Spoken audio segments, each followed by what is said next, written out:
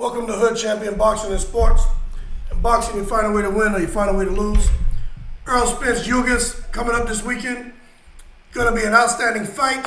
But what this is going to boil down to, and I think this needs to be addressed, and it needs to be addressed right now, is who is the hungrier fighter?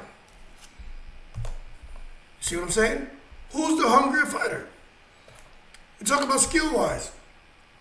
Can't say Spence has more skill than Ugas. Ugas won a medal in the Olympics. Spence was on the Olympic team. Spence started boxing later in life, but he had a pretty stellar amateur career.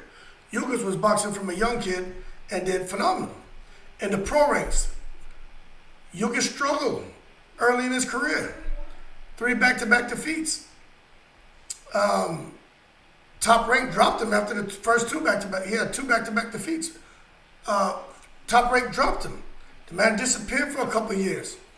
Hooked up with a friend, fellow Cuban, gave him $20,000, sent him back to Vegas. He rekindled his boxing career. Look where he is now.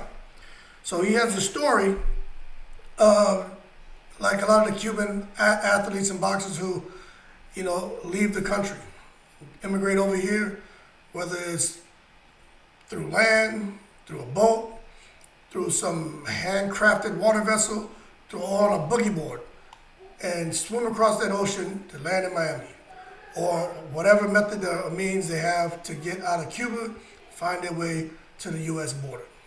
Okay?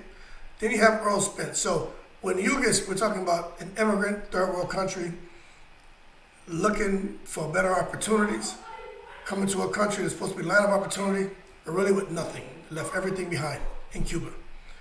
So that's kind of the story that a lot of people are pushing, saying Ugas is hungrier because of his background, where he came from, what he had to do to get to the United States. And I understand. I'm first generation born up here. I understand the story. Not saying that was my parents' story, but I understand. It can be a different passion, a different hunger, a different drive, depending on, family coming from another country and looking for better. But you can't sit there and say that about Ugas and not say it about Errol Spence. He's first generation born up here. His dad Jamaican, mother's American, but he's still first generation. You think he doesn't have some of those stories about maybe his dad or grandparents or second, third cousins, aunts, uncles, or friends and family who have those stories of trying to get up out of Jamaica and come to the States and make a way and open a business, sell little patties or whatever they're doing, janitor, carpenter, pick up a trade, maybe go the wrong route, then, get deported.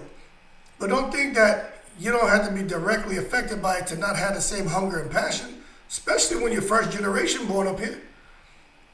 You have an opportunity to do something great. If dad got him to a certain point, he's taking things for the next couple generations.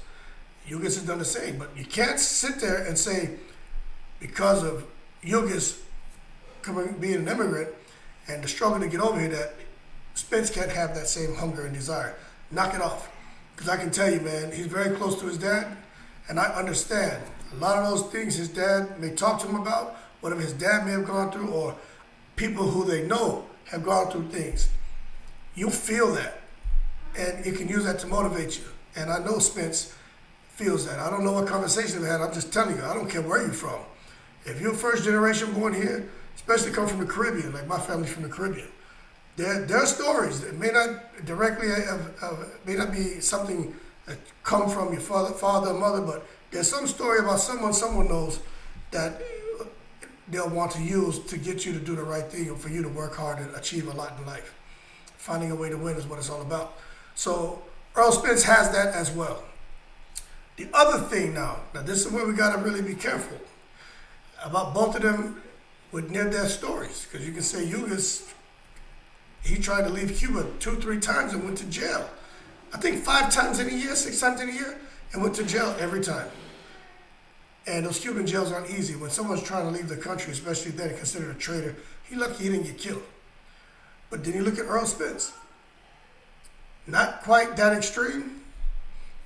Not comparing, saying one is worse than the other. Man, that Ferrari accident. Need I say more? Need I say more? So don't tell me that Errol Spence can't possibly have the same hunger as Yordenis Ugas. Errol Spence, man, I'm not going to say he shouldn't be here, but I'm going to say he shouldn't be here. It doesn't take, I just did a video. You go look at the videos I did where it talks about Errol Spence had a 30-foot fall.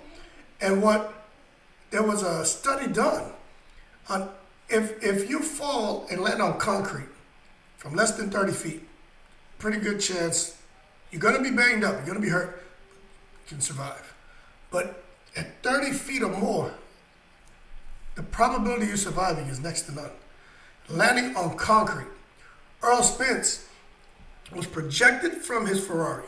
That means he was going up and gaining speed, reached the apex of around 30 feet, and then he came crashing down, and he just went, peaked, and kept going. So that means that he probably continued accelerating. So the speed, the rate at which he was traveling when he crashed into the ground was probably beyond what it has taken to kill many people as a result of the impact. When you think of the speed he was traveling and the distance he traveled and the surface he landed on. So Errol Spence is hungry. And the man doesn't have any lingering effects.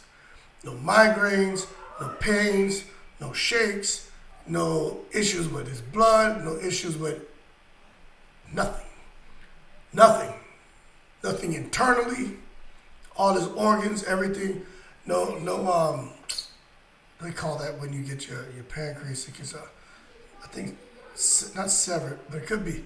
But anyway, nothing, no punctured lungs. Errol Spence is lucky. Teeth got banged up. Very violent crash, so he hurt for a while. But he's back, feels 100% like nothing happened. Got the little orbital situation going on, but it looked like he got the retina anchored down. So he had a detached retina, like that's anchored down, and he's fine. But this is what this is going to boil down to, because Spence is in there with Ugas. Ugas been through something, two different situations, but comparable as far as the suffering, comparable as far as the desire to win. And that's what makes this so interesting. Pacquiao had that when he first started. And he had it all the way up until he retired. That's why people are like, why is he still fighting? Pacquiao wasn't broke. Man had a different type of drive. It's a different type of drive. When you got to go and sell ice cream and just to get a little bag of rice for your mother to have food, you're living in poverty, no shoes, stuff like that. Those stories, man, it touches my heart when I hear those stories. And to just know that Ugas comes from that, and maybe some of Spence's family may have experienced that, and then Ugas nearly escaping death, barely escaping death, because he really shouldn't. I mean, even going out there trying to get on a boat with people to get to the United States out there in that damn ocean. If any of y'all have ever been around the salt water, especially the ocean, one thing you realize is if Mother Nature decides to take you, you can't win, man.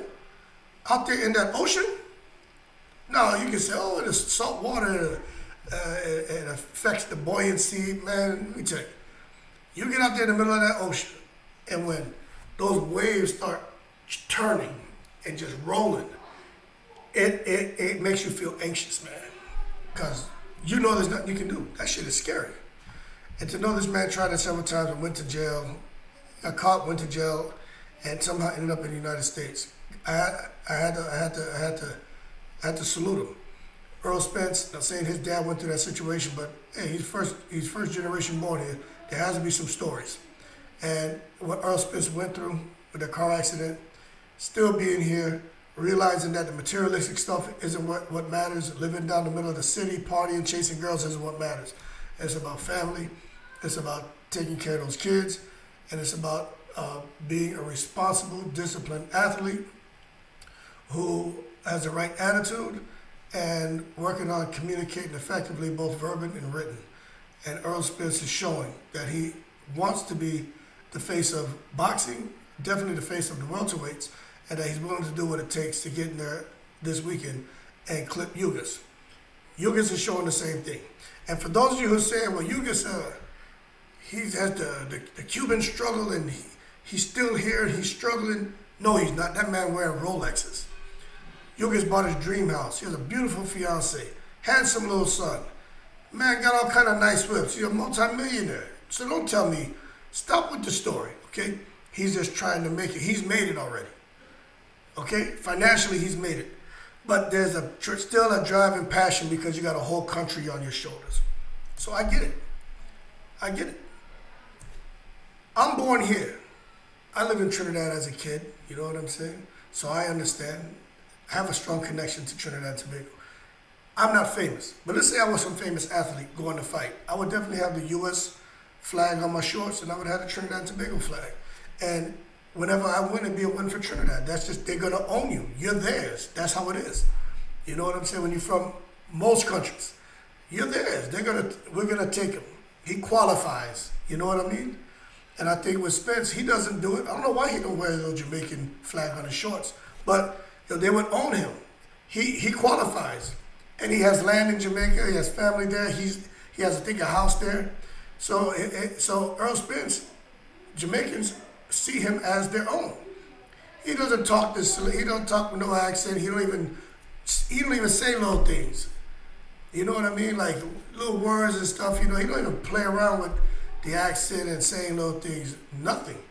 But doesn't matter. He has the bloodline, and they're gonna see him as his own. So Errol Spence is kind of fighting for a country as well. You could say he has Jamaica on his back. And those of you who don't have a parent from another country and didn't grow up close to that, you probably wouldn't understand. But those who do, you understand what I'm saying.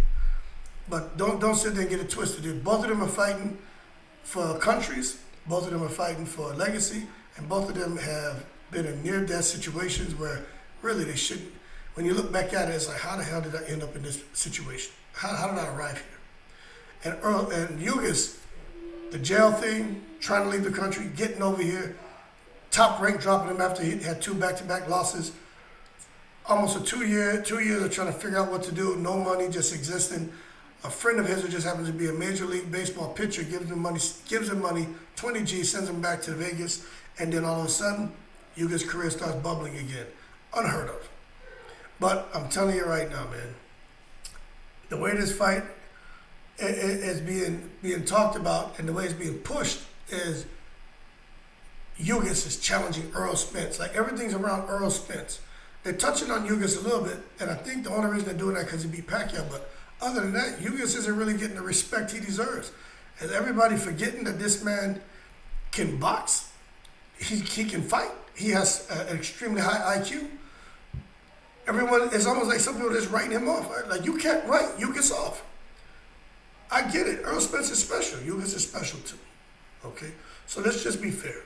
Now, I do think Errol Spence is going to come behind the high guard. He's going to come with that jab, body punch. Errol Spence can throw like 100 punches around. I think the work rate, if Ugas can't figure it out, the work rate's going to eventually break him down and Ugas is going to get in trouble. But if Spence is coming in there and for some reason he makes a mistake and Ugas throws those looping hooks, looping right hands, he knows how to go up and down with a jab, he knows how to counter, he can punch in between. And for some reason, if Spence just slips a little bit, Ugas is going to capitalize. And we're going to see what happens if that takes place. But we're going to see, and Errol Spence coming off that fight with Danny Garcia.